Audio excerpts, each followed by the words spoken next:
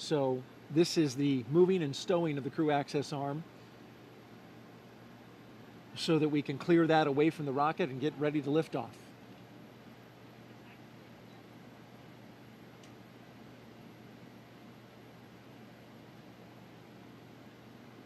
After that, Crew access arm retraction complete. We're now waiting to hear that Dragon is go for section 7, closing the visors and arming Dragon, the launch SpaceX, escape system. You are go for section 6, close visors and arm launch escape system. Well, they changed the number, but it's the same. Dragon, copies, go for section 6, launch escape system arming. Same milestone. I hear from previous crews that this system arms with a very loud thump, so they can actually hear that on board. Which makes sense. You've got those engines, those Super Dracos, SpaceX, which are Dragon, visors closed, arming launch escape system. right there next to their heads, right? You know, because Right. Copy, those, your go. Right, and sounds like that was Jasmine saying she was ready to arm, and that command can be sent from either the ground or the crew, and the crew is sending that command now to arm that system. And that launch escape system is, of course, the system that will propel us away from the rocket, the crew capsule itself with the crew inside, in the event of any type of emergency with the rocket. And that is, of course, a system that we hope to never use, but it consists of 8 Super Draco thrusters on this Dragon vehicle that are used only for this abort. And we say we hope to never use it, we hope to not be in the situation, but we have had situations where we've had incredible in-flight tests. Unintentional, for example, there was the launch abort for the Soyuz for Nick Hague's first launch in 2018. Pretty exciting event, dynamic time, but something that showed us how robust these systems are. It performed nominally and carried Nick Hague and Alexei Ovchinin back to safety. Verified armed.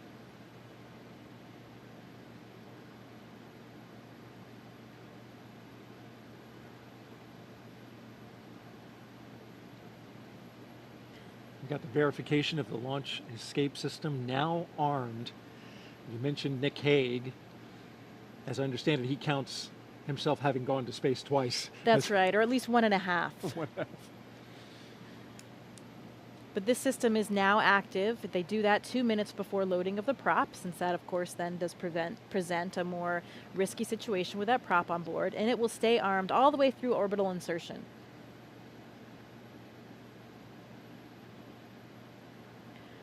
I've also been told by previous Dragon crews that you can hear the system of valves opening and actually even the flow of the fuel itself as it comes on board.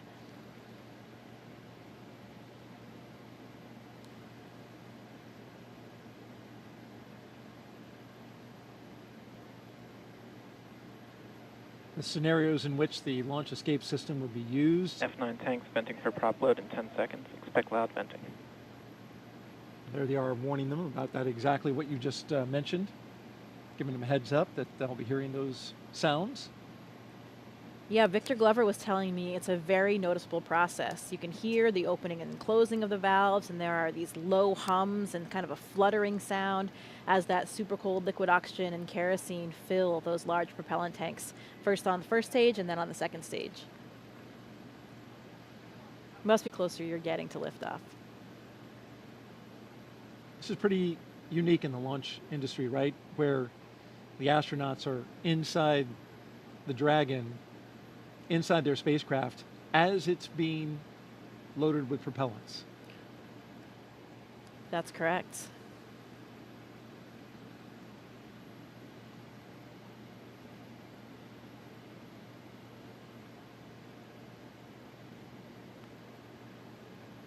That launch escape system you're talking about, if it were needed, it can get the crew several miles offshore out into the Atlantic Ocean. It's those Super Draco engines capable of moving Dragon half a mile in just 7.5 seconds. So that's equivalent to a peak velocity of 436 miles per hour. So it really moves. It can also get it off the top of a moving rocket as well. So Right. it's got to have that kind of power. Right, at all those different phases, all the way until they're in orbit. And that's one of the things that we protect for here as well when we look at the weather forecast. It's not just for the actual launch itself, but to protect for any of those contingency landing scenarios in the various areas where they would splash down in that event.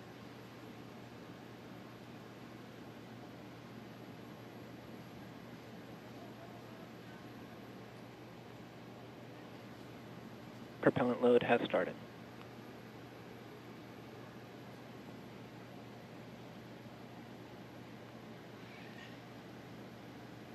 And so now the propellants are flowing into the Falcon 9 rocket, RP-1, refined kerosene, and liquid oxygen, the oxidizer. That part we can see externally because as the liquid oxygen levels rise inside the Falcon 9, it is of course super chilled liquid oxygen, highly densified, and it will super chill the skin as well of the rocket, and it'll condense the air around it. And there's been well over 200 Falcon 9 launches, so if you've seen one before, you're familiar with the sight. The rocket condensing that air, that warm, humid Florida air, which we have been enjoying this evening, at least with a light breeze. That's right. I think it's cooler than Houston anyway, so I'm enjoying my time here. Good, good. All right, for another update, let's send it out to Hawthorne, California, an update from SpaceX. Thanks, Daryl and Jessica. Now, before we send them to space, let's get to know our Crew-7 astronauts a little better. We'll start off with none other than the commander herself, NASA astronaut Jasmine Montbelli, making her debut spaceflight. My name is Jasmine Montbelli. I'm the commander of NASA's SpaceX Crew-7 mission to the International Space Station. Baldwin, New York is where I grew up. I always loved team sports from a really young age because you rely on one another, and that's something that I think is really important to know going forward in your career. I joined the Marine Corps. Sure, I wanted to fly jets. I thought you had to be a jet pilot to become an astronaut. I actually went to watch STS-116 launch while I was waiting to start flight school, and Sunny Williams happened to be on that flight. I realized she was a Navy helicopter pilot, and from that point on, I went full steam ahead. All four of us are so proud to represent what is possible when we come together. Ultimately, everything we do is to benefit the Earth.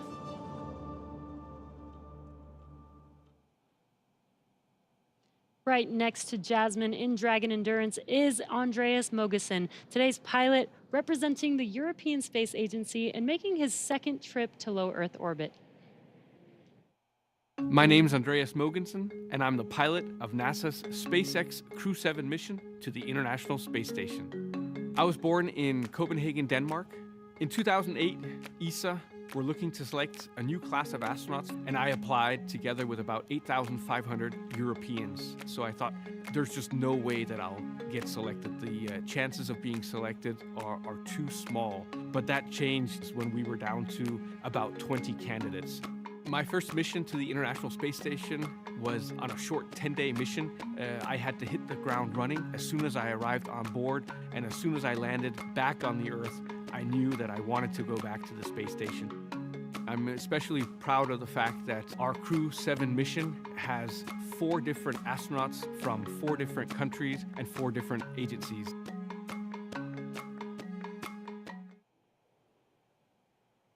Next up, mission specialist Satoshi Furukawa. This JAXA astronaut is no stranger to the space station after spending 165 days in orbit as part of expeditions 28 and 29 in 2011. My name is Satoshi Furukawa. I am a mission specialist for NASA SpaceX Crew-7 mission to the International Space Station. I was born in Yokohama, Kanagawa, which is right south of Tokyo.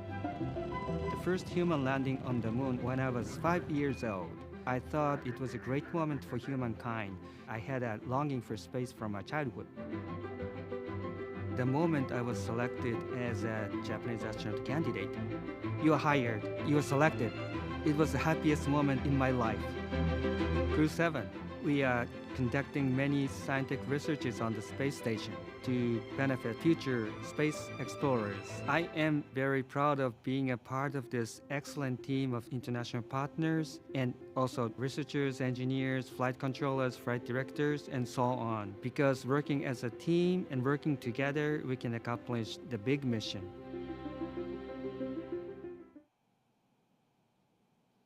Rounding out our fully international crew is Roscosmos cosmonaut Konstantin Borisov. He was selected to the Cosmonaut Corps in 2018 and today marks his first flight to the orbiting laboratory. My name is Konstantin Borisov, and I'm a mission specialist for NASA's SpaceX Crew-7 mission to the International Space Station. For those who ask what a spaceflight is, I would say that we have three big jobs on the space station. First job is experiments. Second job is take care of the station, doing the maintenance, repair what's broken, storing things, restoring things, cleaning up. And the third big topic is actually taking care of your body, because in weightlessness you cannot help but train. I think many people don't understand that technology advancement which we have had during the last 50 years mainly comes from space exploration. People get very comfortable with using their phone, and we have very fast computers in space motivates us to create those advancements. I want to take part in it, and I want to put my small stone into this pavement which leads us to the new asteroids, to the new planets, and to the new systems.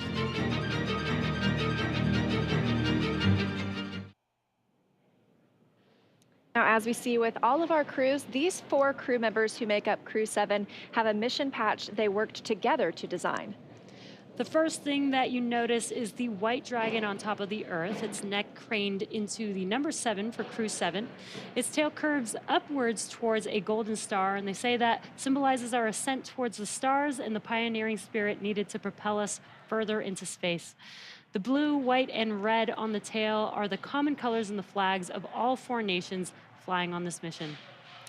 Now we are less than 30 minutes to launch, so let's check back in with Daryl and Jessica at KSC, where the countdown continues. All right, thank you very much. Everything going well with the countdown so far. A little over a mile and a half from the launch pad we're going from today, this morning, 39A, is 39B, where the mobile launcher is back out on the pad right now, going through testing for the Artemis II crewed mission to the moon late next year.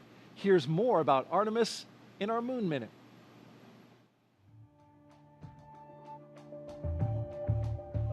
For the first time, Artemis II astronauts got an up-close look at the Orion spacecraft that will fly them around the moon. Astronauts Reed Wiseman, Victor Glover, Christina Cook, and Jeremy Hansen visited Orion at the Kennedy Space Center in Florida. And it looks amazing. Their handiwork is gorgeous. I'm ready to take it for a spin. Until launch day arrives, the crew is training at the Johnson Space Center in Texas. They use the Neutral Buoyancy Lab, a giant pool, to practice safely getting out of a floating mock-up of Orion. And it's not an easy task. Navy divers in rafts will harness and hoist the astronauts into the air by helicopter, where they will be taken to a nearby Navy vessel. Back at Kennedy, we got a look at the brand new Artemis crew transportation vehicles. So the first 9 miles of the journey to the moon starts in these crew transport vehicles. On launch day, these fully electric, zero-emission vehicles by Canoe Technologies will reunite the Artemis II astronauts with Orion at Launch Complex 39B. NASA's powerful moon rocket, the Space Launch System, and Orion will carry them on the rest of the 250,000-mile journey to the moon. And that's your Artemis Moon Minute. And for Artemis updates, there's a QR code on the bottom left of your screen, right there. Actually, bottom right. You can visit, you can use your cell phone to scan it, or you can visit the website at nasa.gov/Artemis2. Earlier this evening, our own NASA's Jasmine Hopkins caught up with NASA Administrator Bill Nelson, who is here watching the launch from SpaceX's firing room.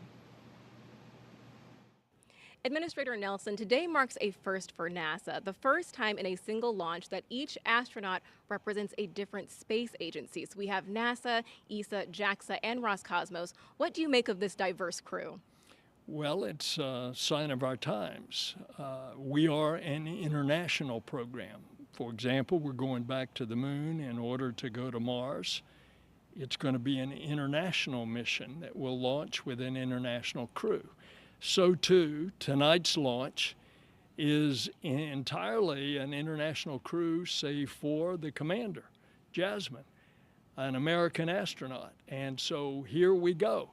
Now, isn't it interesting that what space does in our NASA program, it unifies us. It brings people together. And this is so true with what we're seeing tonight. Right, and Administrator, you recently visited South America, and later on this year you're planning to visit India as well. Why is it so important for NASA to foster these international partnerships? They are delighted, indeed, eager to learn more about NASA and to partner with NASA. And so that's what we find when we go to another country. It's usually the president that wants to see us.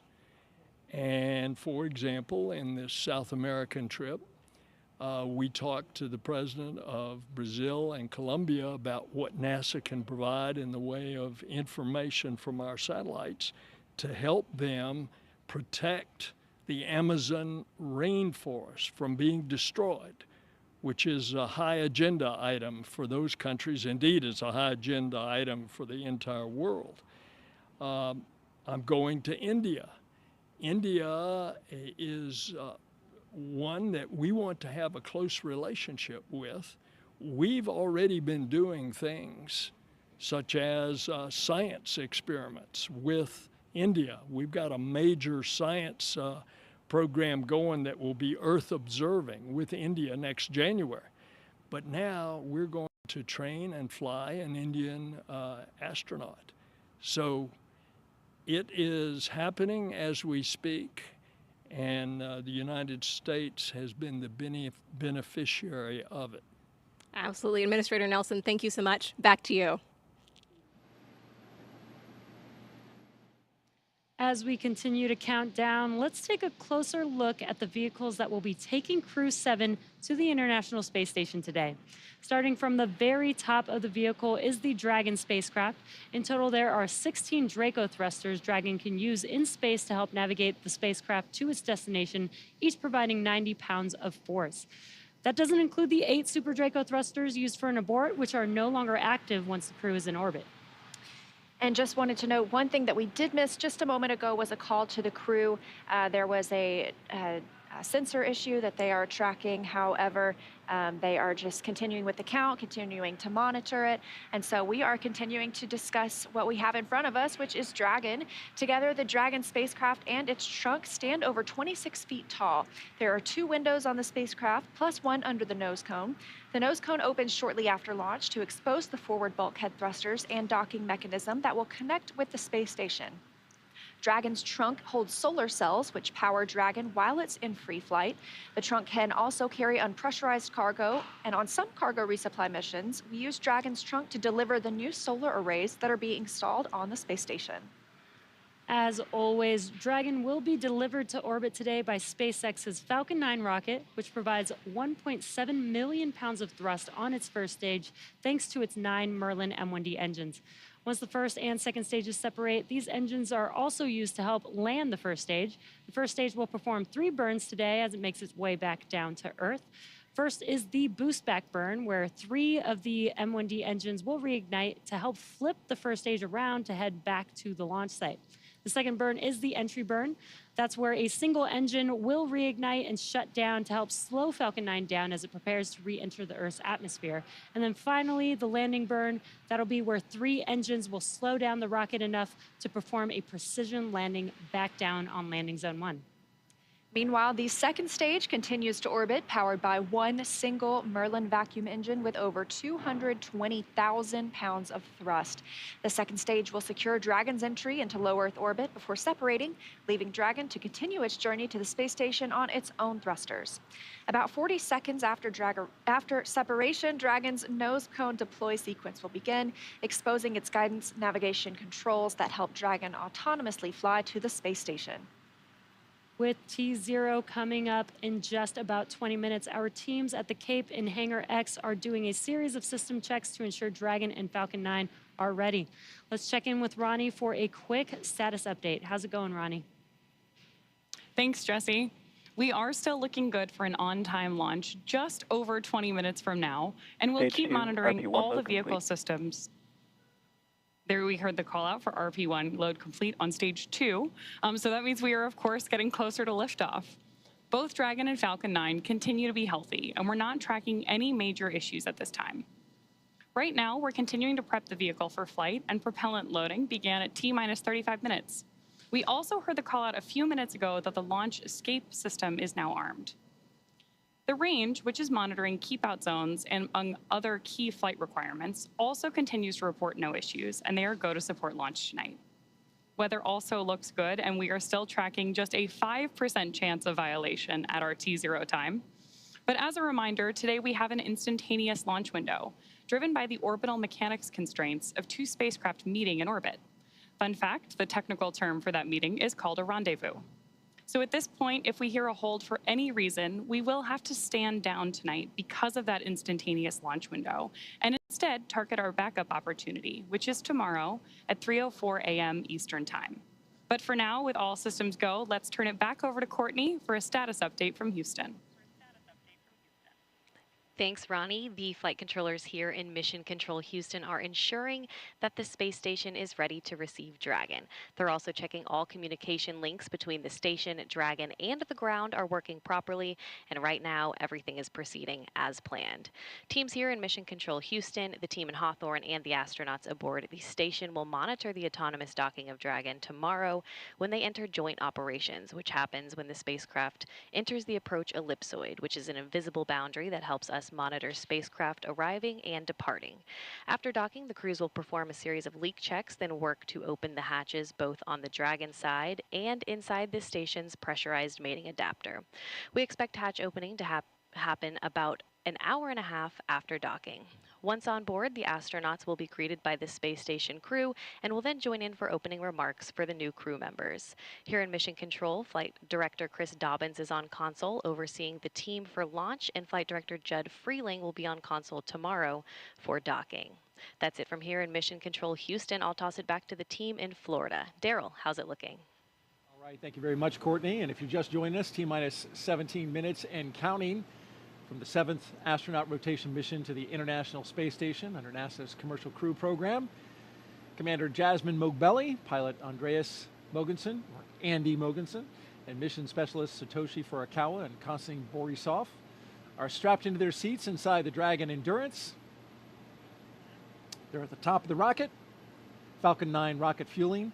That operation is well underway. Launch escape system is armed. Of course, that means Dragon is prepared to launch itself. SpaceX, stand by for an update on the sensor. Teams are still discussing and looking for our path forward.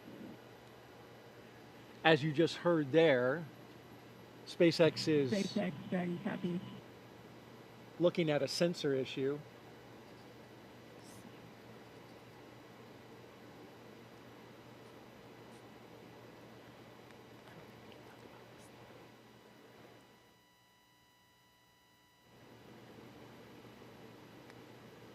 So trying to determine if the sensor is giving good data, good reading, or if... Startup stage 2, lock floating. If they're looking at something else, of course, we'll keep close tabs on that. In the meantime, propellant load continues. I think sometimes you have hits on sensors for other reasons. We want to make sure that we are getting an accurate reading of what's happening with the system they're looking at.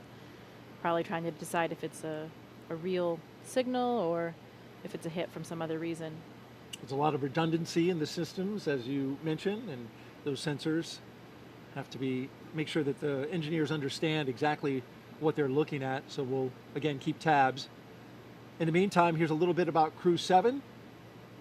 Lieutenant Colonel Jasmine Mogbelli, a military helicopter test pilot. There she is. She hails from Long Island, New York. She's a mother to 2 twin girls, and she is the mission commander.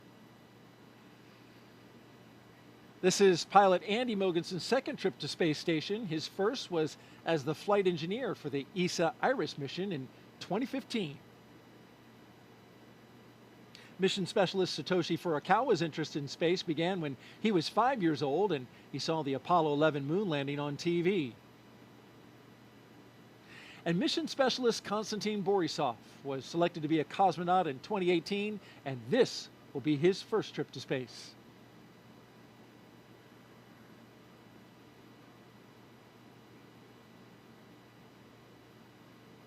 We've got more than 10,000 people all gathered, including these folks. Some special students. Those kids are, I shouldn't call them kids, they're students, right? College students. They're part of the First Nations launch, and they're giving us a big wave from the Banana Creek viewing location. They're from the University of Washington, University of Colorado, and Queen's University. They're visiting as part of NASA's First Nations launch, an Artemis Student Challenge, where they design, build, and launch their own high-powered rockets. And those students that you saw there in the stands, they were the grand prize winners. So welcome and enjoy the launch. T-minus 14 minutes and counting. Awaiting Crew-7 are 7 crew members at their destination at the International Space Station. I caught up with 3 of them as they were zipping around the Earth. Hey, Daryl, good morning. Well, good morning to you, Frank, Stephen, and Woody. Okay, minutes away from liftoff. You're inside the spacecraft. What's it like? The rocket is a living, breathing machine. We fuel the Falcon 9 rocket on the pad while the crew is on board. I expected that my heart would be racing, but actually it was just so much like training that I felt quite calm. Well, I'm sure calm will give way to excitement, right, when Crew-7 comes aboard. What do you think that'll be like? More than anything, it's your friends coming up to station, right? And so you get to hug and greet your friends that you haven't seen for several months. And it's always just a really fun reunion. You know, they're coming on board. They're going to live on board. It's really exciting to greet them as new friends and crewmates. Well, those new friends and crewmates, will you have any advice for them when they come on board, like things to do, things not to do?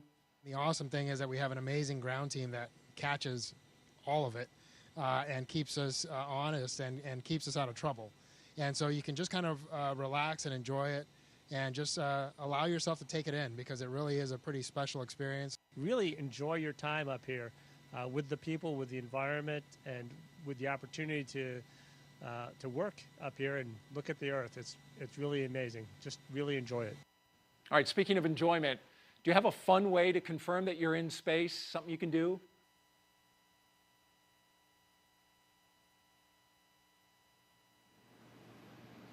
You want to give that move a score, Jessica? I don't know. It required assistance from 2 crew members, so I don't know. I'll give it an 8.5. Okay, that was very kind. All right, well, before the Crew-7 got into their spacecraft, they got a picture with the Falcon 9 booster that will take them up into space. There they are on the business end of those 9 Merlin engines. Once we leave planet Earth, these fine folks at Johnson Space Center will take over. Dragon This is Mission SpaceX, Control. We are still continuing to assess that sensor and proceeding with the count. Okay, so as you heard, they're SpaceX Dragon copies, continuing with the count while the tubes assess. still working the sensor, but at the same time continuing to load the propellants on board Falcon.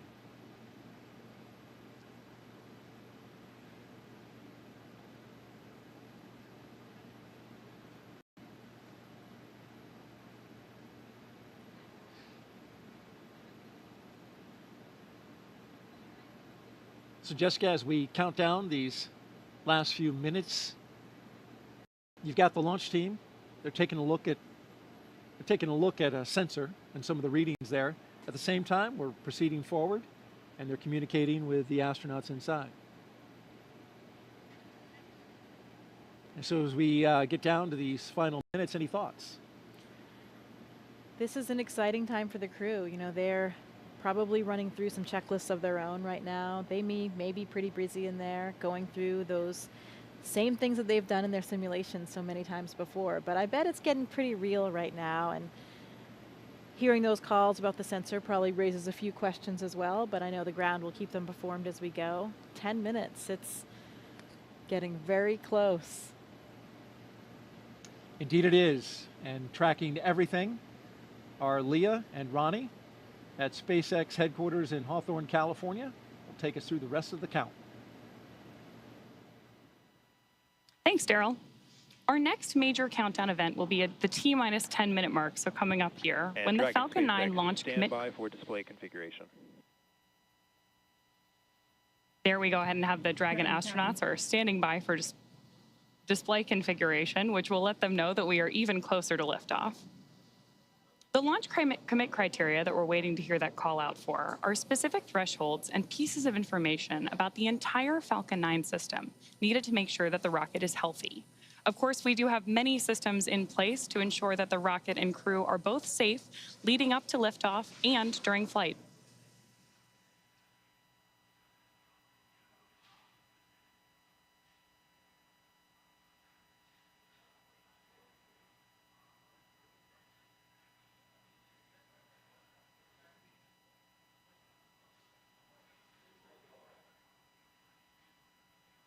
Coming up on 9 minutes until liftoff today, which is also about the same amount of time it takes to get to orbit, a 9-minute ride. That's about the time we'll see second stage cutoff. A few minutes after that is when we'll see Crew Dragon separate from the second stage.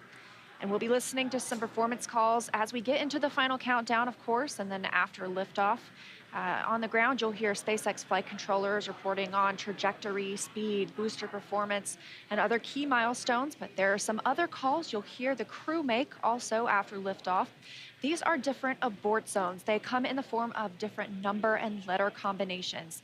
And these are throughout the flight up the eastern seaboard. So the first two are 1A and 1B.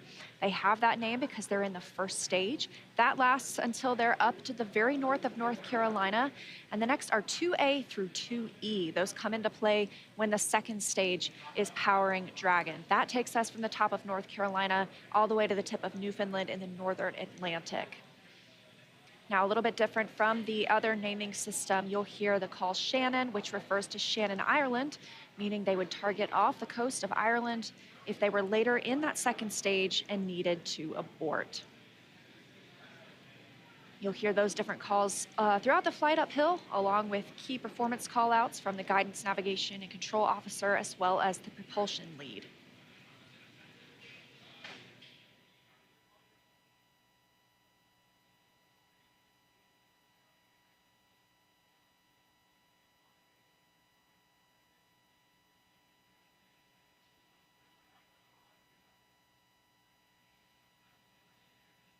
One of the next call-outs that we're listening for is the announcement that Stage 1 engine chill has started. Right now, the propellant in the tanks is isolated from the engines, but at T-minus 7 minutes, we'll open up the engine pre-valves and start passing just a trickle of liquid oxygen through the Merlin engine pumps, chilling the engines for the start sequence. We do this because the super chilled and densified liquid oxygen is really cold, and we use that small amount of LOX to basically prepare the engine hardware. There's the call out for engine chill. So now we're basically preparing that engine hardware to flow all of the LOX and propellant into it during flight. Next up, we should hear the call out for Stage 1 RP1 load completion. And Dragon SpaceX, stand by for final go, but please confirm crew displays are configured for launch. SpaceX Dragon, crew displays are configured for launch. All right, we heard their crew displays. Those 3 screens from which they can monitor the mission are configured for launch. Stage 1 RP1 load is complete.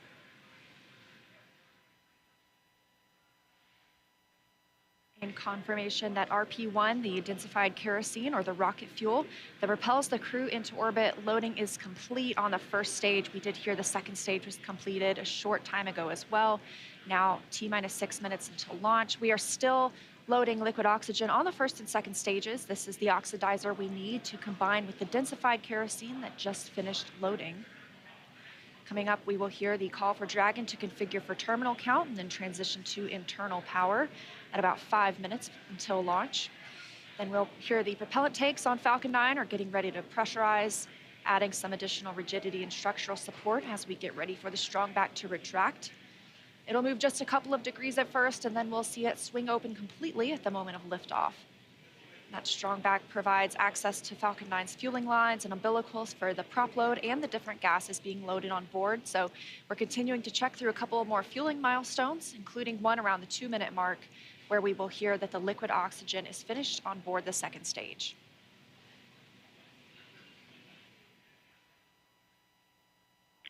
Dragon is configured for terminal count, and Dragon's on internal power. Falcon tanks are pressurizing for strong back recheck.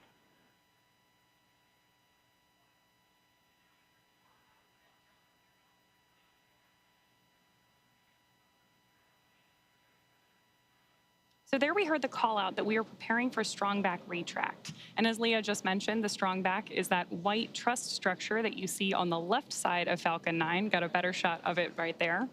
Strong back is retracting. Just before lift. There we heard the call out from Mission Control that we are retracting the strong back now. The strong back is part of the transporter erector, which was used not only to roll Falcon 9 out to the launch pad, but also to raise it into its vertical position.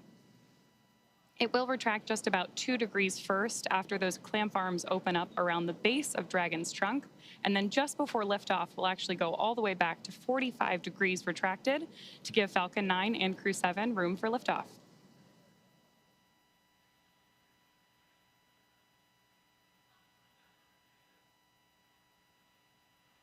Now under 4 minutes until launch.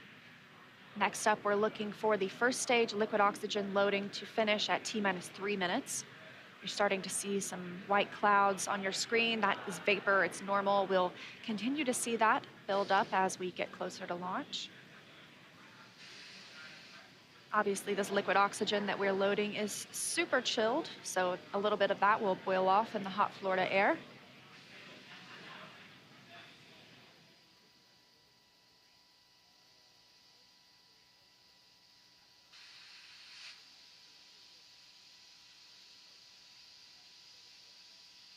Stage 1 lock loading is complete. Great view of Crew-7 there inside of the Dragon spacecraft, awaiting liftoff just under 3 minutes from now.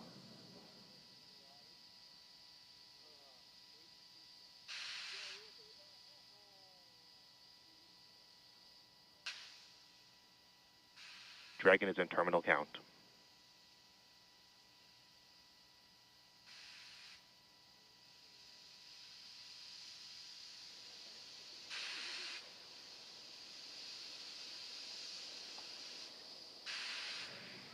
Now about 2 minutes and 30 seconds until launch. Next milestone, we're looking up for stage 2 LOX load to complete. Additionally, shortly after that, we'll hear gas closeout begin, isolating the feed lines from the different gas systems for the Falcon 9 rocket. Those will get vented overboard through the umbilicals and the strong back itself.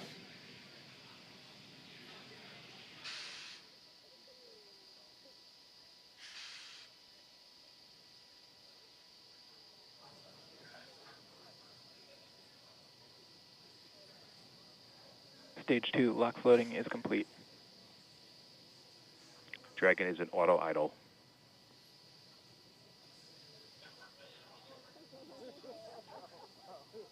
Confirmation that stage 2 LOX load is complete. Dragon and Falcon 9 fully fueled. Gas closeout has started. Expect loud venting. There's the gas closeout call that we expected.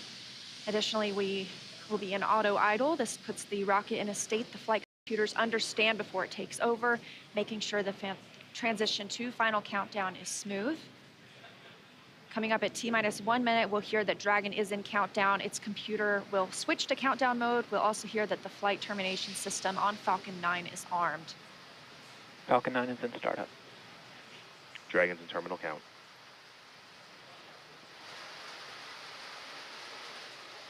Dragon's flight computer in countdown and configured for launch, and the flight termination system now armed. Less than a minute until liftoff today. Dragon, SpaceX, this flight termination go for system. launch. Dragon copies, go for launch. You heard it, Crew-7 getting the go for launch. Just T-minus 30 seconds away for an on-time launch. At the time of liftoff today, the space station will be flying 260 miles over southeastern Iraq. T-minus 15.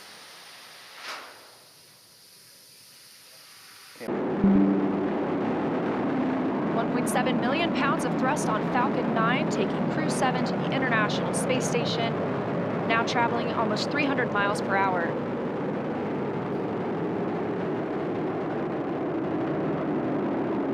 Nominal power and telemetry.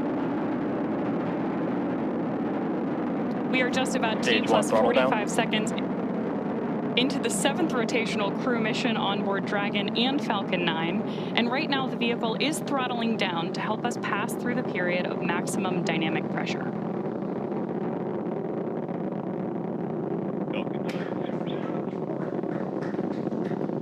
There's the call out that Crew-7 is now moving faster than the speed of sound.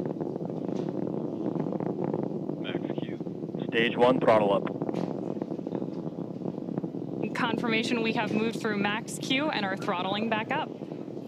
Copy, 1 Bravo. Heard that call from Jasmine on Crew-7, as well as confirmation from the ground. The call out for 1 Bravo means we are in the second and final abort mode for the first MVAC stage, chill is continuing to underway. get good performance.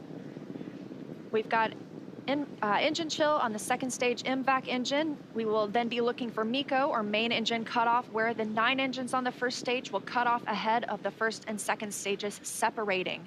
Then the single Merlin vacuum engine on the second stage will ignite.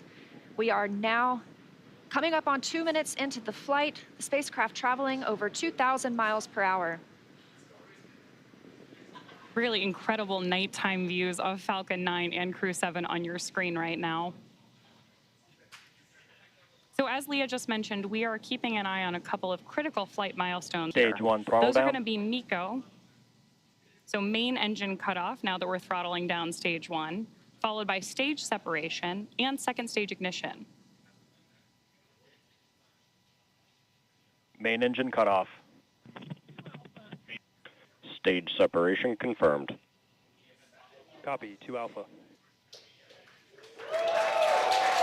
MVAC ignition.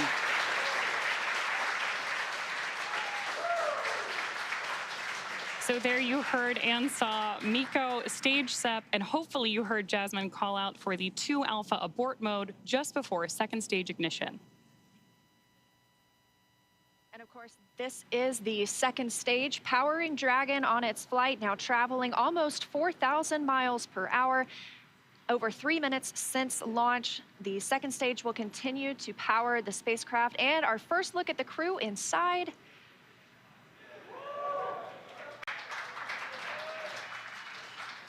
We'll be standing by for SECO. That's the next major milestone for this second stage engine. That comes shortly before 9 minutes into the flight, so we've still got some time on this engine.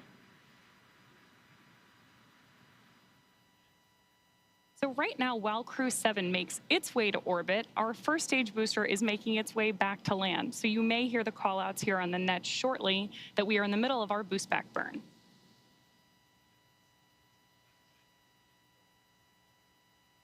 Right now, stage 1 is coasting. Dragon, SpaceX, trajectory nominal. Good call-outs there that Dragon is on the right track. And confirmation from Commander Jasmine Mogbelli. Continuing to see good performance on this lone Merlin vacuum engine on the stage. Also, as we've heard, nominal trajectory. That's the guidance, navigation, and control officer here at SpaceX stating that we are on the correct path. Dragon's pointed in the right direction.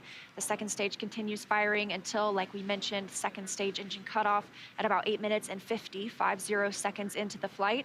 Right now, we are 4 minutes and 30 seconds since our on-time liftoff, now traveling at 5,000 miles per hour. This single Merlin vacuum engine can provide over 220,000 pounds of thrust in the vacuum of space, doing its job to take our crew to the International Space Station today. Dragon, SpaceX, trajectory nominal. More good news from Mission Control. Acquisition of signal, Bermuda. So with that Bermuda call out, we actually know that the ground station transmitting this flight data back to us is coming from Bermuda.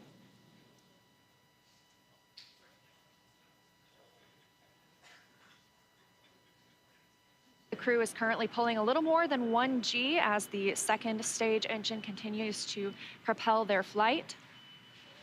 Continuing to hear good calls to the crew, now 5 minutes and 30 seconds into the flight, traveling at 6,400 miles per hour. Again, we will continue to see the second stage fire for about 3 more minutes. Shortly after second stage engine cutoff, we will see it separate from Dragon, which will continue its journey.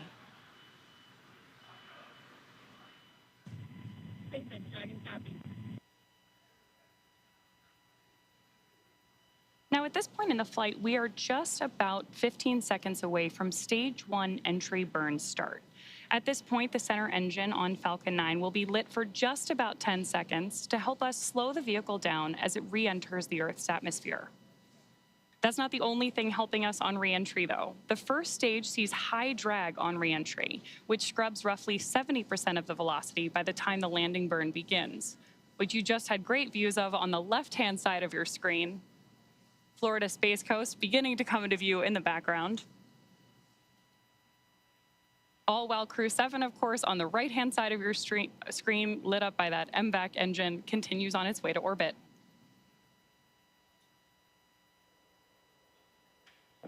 And we are now coming up on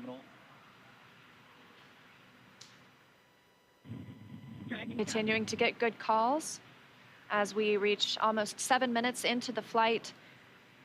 Crew traveling at 9,400 miles per hour. Again, we still have about 1 minute, 45 seconds left with the second stage propelling the crew. And of course, we are also expecting that landing burn start from Falcon 9 any second now. Great views.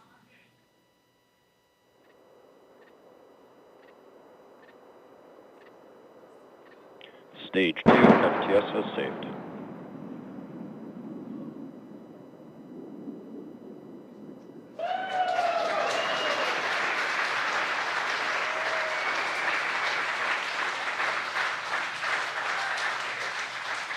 Great news there that stage 1 has successfully landed back at landing zone 1 in Florida. And stage 2 continues to propel Dragon and our Crew-7 crew members. We now are coming up on SECO, second stage engine cutoff. Again, looking at that about 8 minutes and 50 seconds into the flight. Everything continues as planned today, now traveling over 13,000 miles per hour. Again, we're looking for eventually a good orbital insertion at which we'll be traveling. Good calls here at Mission Control in Hawthorne.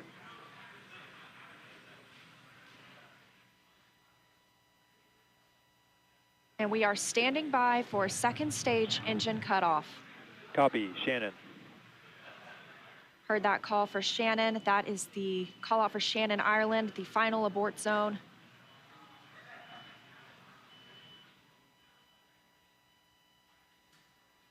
MVAC shutdown. There's audio confirmation, and you can see on your screen that we have had successful second engine cutoff 1 of our MVAC engine. Dragon, SpaceX, nominal orbit insertion. Dragon. And good news there that Crew-7. Nominal orbital insertion. Dragon SpaceX launch Awesome to system hear. disarmed.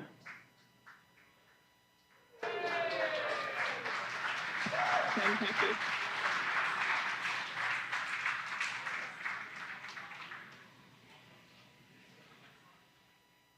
That's the first look at the Crew, now in microgravity, confirmation of a good Earth orbit insertion. We are now coming up on 10 minutes into the flight. Of course, we saw second stage engine cutoff, and you're actually getting a look at their zero-G indicator there. We'll stand by for them to tell us a little bit more about that shortly, but we are also standing by for second stage separation from Dragon. Acquisition of signal, Newfoundland. So as Leah mentioned, right now, Dragon and Stage 2 are still attached. Great views of that zero-G indicator there. And what we're doing right now is basically letting any residual dynamics of the vehicle settle out prior to separation.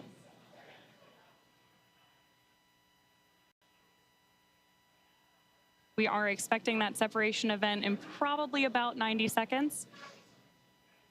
Crew looks like they're having a great time up in space, too.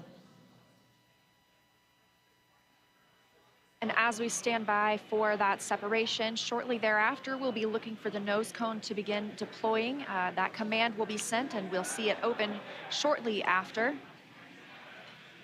We'll need the nose cone to open to expose those forward bulkhead thrusters, as well as the docking mechanism with which they will use to link up with the International Space Station. After their ride, it's almost 30 hours long.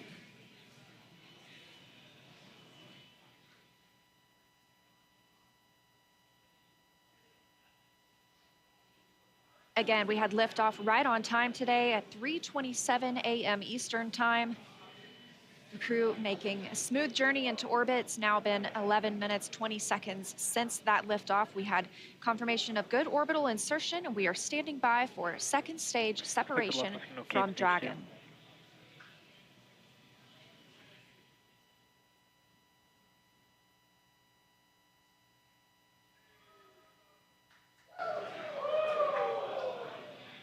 Great views of mission control here in Hawthorne, California.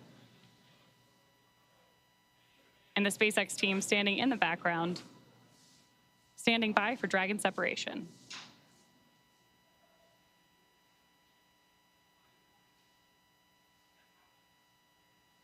Of course, you also have continued telemetry readouts from Dragon and Stage 2 in the bottom left-hand corner of your screen.